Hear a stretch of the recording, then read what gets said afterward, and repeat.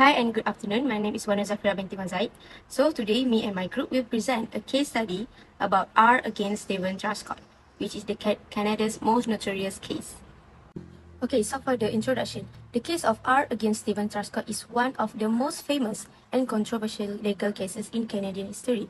It revolves around the 1959 conviction of Stephen Truscott, a 14-year-old boy, and the rape and murder of his 12-year-old schoolmate Lane Hepper.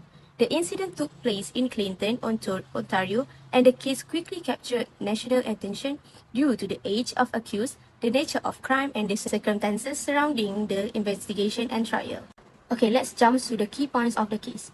First, the crime and arrest. On June 9, 1959, Lynn Harper was found dead near a rural road.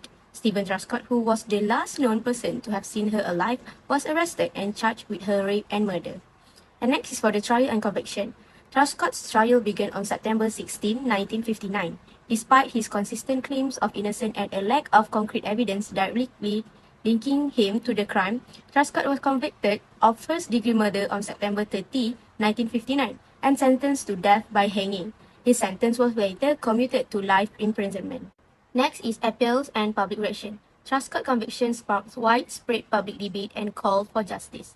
Numerous appeals were made on his behalf, and the case became a symbol of potential miscarriage of justice in the Canadian legal system. Next is for review and exoneration. After years of advocacy and new evidence coming to light, the case was reexamined. In 2007, nearly 50 years after his conviction, the Ontario Court of Appeal acquitted Truscott of the charge, citing a lack of reliable evidence and significant issue with the original investigation and trial. Hi and a very good day to our respectful lecturer, Dr. Kavita, and my fellow classmates. I am Afza Husna and I will present on the case report of the Regina vs. Stephen Truscott. Next, for the brief chronology of the case. On 9 June 1959, Stephen Truscott was observed to give a ride to Lynn Harper heading to a local highway at 7:15 in the evening. However, around 11:20 at night, Lynn had not returned home and her father reported her missing. On 11 June 1959, her body was found near Lawson's Bush, an area located next to the country road, and she had been strangled and sexually abused. From 12 to 13 June 1959, Stephen was taken into custody and arrest warrant was signed by the Mabel Cray, a justice of peace. Stephen was then formally charged for the first degree of murder. And lastly, on 20 June 1959, Stephen attended juvenile court at Toronto. Defense counsel argued that his interests exceed the community interests, and the juvenile court should hear the case. However, the magistrate decided that he should stand the trial as adult even though he was only 14 years old. The case report applied the use of forensic entomology to solve the case of Lynn Harper. The photo identified adult blowflies on the body concentrated on the face of Lynn Harper and less amount on the other areas of the body, including the groin. Maggots on the face and neck and fly eggs on the head, face, lower abdomen, and groin were found. The adult blowflies appeared to be blue butterflies from genus Califora and Cynomia, green butterflies from genus Lucilia, and black blowflies from genus Formia and Protoformia, whereas a small mass of maggots was visible on the face, concentrated on the mouth, nose, and also the eyes of Lynn Harper. The report was justified by two experts. At 5:30 in the evening, Dr. Penningston, a pathologist, collected eggs and maggots from the face and abdomen of the Lynn Harper. I recorded them in the report where the length was about 2 mm. At night, Dr. Penningston again collected the maggots from the skin lesions of her left buttocks and noted the increase in length for about 6 mm. The report was then delivered to Mr. Brown, biologist at the Attorney General's Laboratory in Toronto. It was found that the size of the maggots in the report were same as Dr. Penningston. The maggots then were sent for identification of the species. Mr. Brown identified the maggots from the face as blue bottle, face-in style of blowfly, originated from Califoridae, genus Califora, and the maggots from the lesion and vulva as flesh fly larvae from Sarcophagidae, genus Sarcophaga. Good evening, everyone. Tonight, we delve into a case that has captured attention for decades. Exploring the insights into the tragic death of Lynn Harper in 1959. Lynn Harper's case has been marked by controversy and intrigue. Central to the investigation is the crucial role of forensic entomology in determining the timeline of events leading to her tragic death.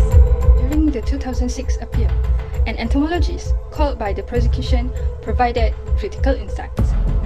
He confirmed initial findings but also raised new questions about the identifications of insects evidence found on Lynn Harper's body. The lack of actual insect specimens sparked a controversy regarding the identification of insect evidence.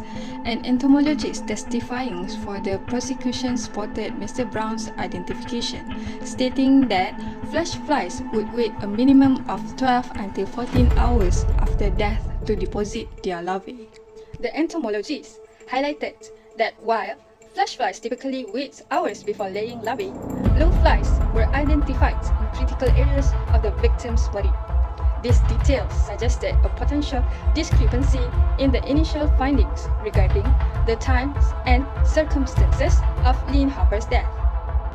However, the same entomologist contradicted Mr. Brown's identifications, claiming the larvae in the vagina area were blowflies, which are Californidae species, rather than flesh flies, Sarcophagidae species.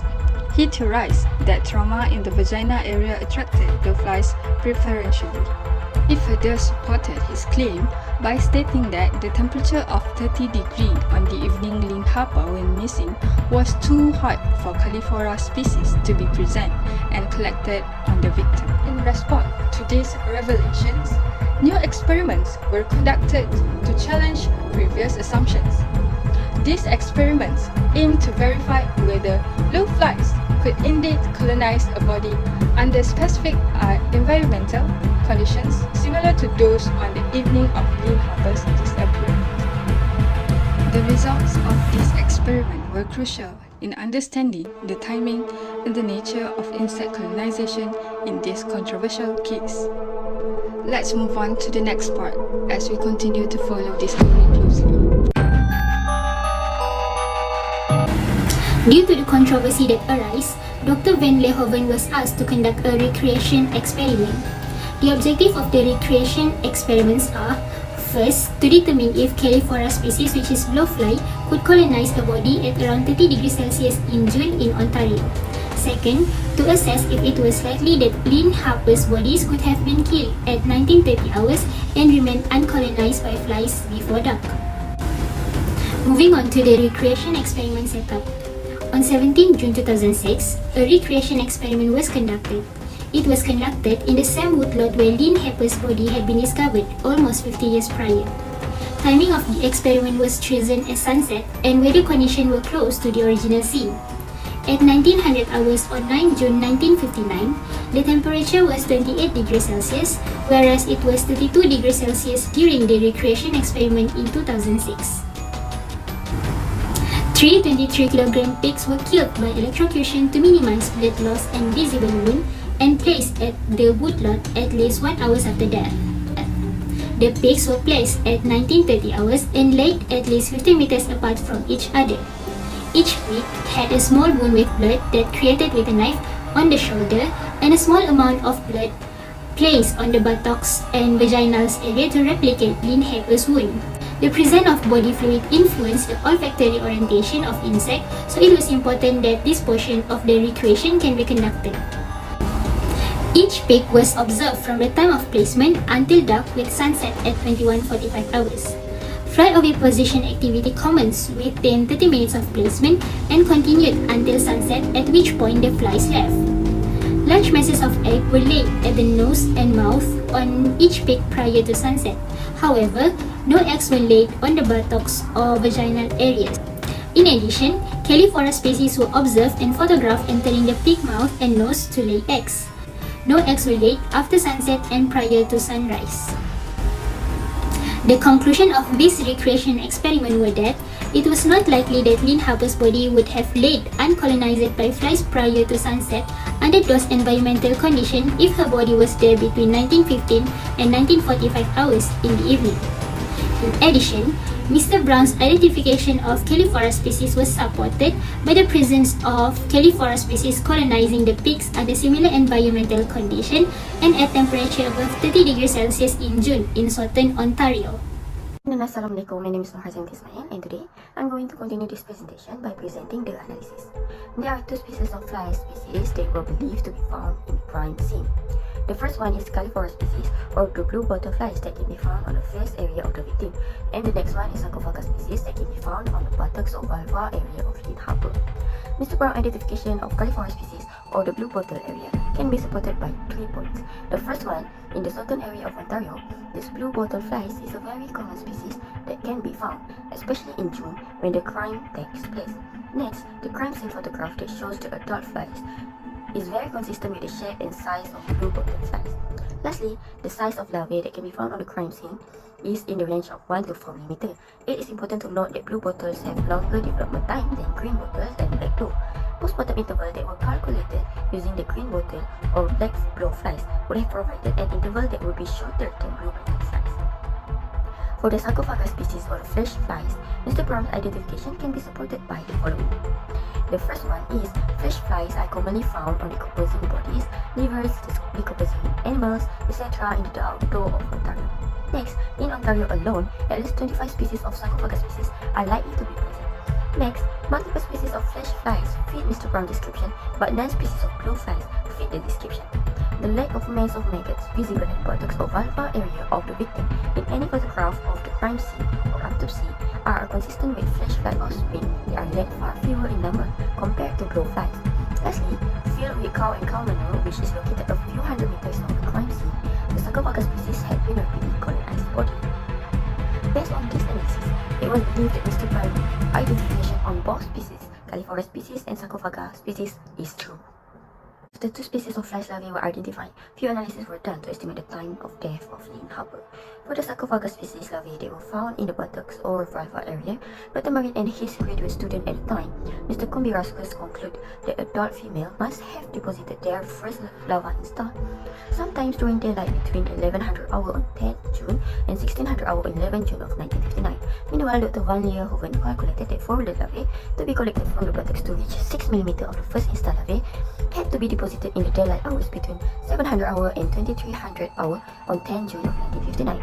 For the Calliphora species, larvae that were found on the face of Lynn Harper, Dr. Morin and Mr. Kumbiraskus concluded that adult female must have laid their eggs in the daylight hours sometime between 2300 hour on 9 June and 1700 hour on 10 June of 1959. Based on all of these analyses, it can be stated that the circumstances surrounding Lynn Harper's death were perfect for the quick colonization of insects. There was not much wind or rain. Consequently, the first colonization of the body by Calliphora species and Sarcophagus species happened during the day on 10 June of 1959.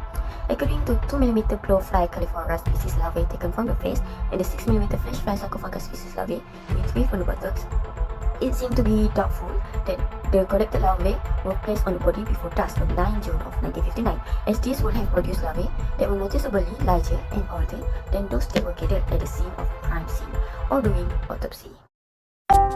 Let's look at a case that highlights the importance of accurate insect identification and analysis. In a 2006 case, the Ontario Court of Appeal revealed the testimony of an entomologist who had been called to testify by the prosecution. His theories were heavily scrutinized due to a lack of actual insect specimen from the crime scene. The court concluded that the theories presented by the entomologist for the Crown lacked credibility. They noted several issues, including the absence of scientific support for his delayed theory regarding fly colonization and discrepancy with the evidence provided by other experts. This undermined the reliability of his testimony. This case underscores the critical need for precise insect identification in forensic entomology. Misidentifying insect species can lead to using incorrect developmental data, which has serious repercussions for estimating the postmortem period. On August 28, 2007, the Ontario Court of Appeal quashed Stephen Truscott's original convictions, recognizing it as a miscarriage of justice, and acquitted him. At the end, the court did not declare his innocence but acknowledged that a new trial would be futile given the passage of time. Subsequently, Truscott received $6.5 million in compensation, with an additional $100,000 awarded to his wife.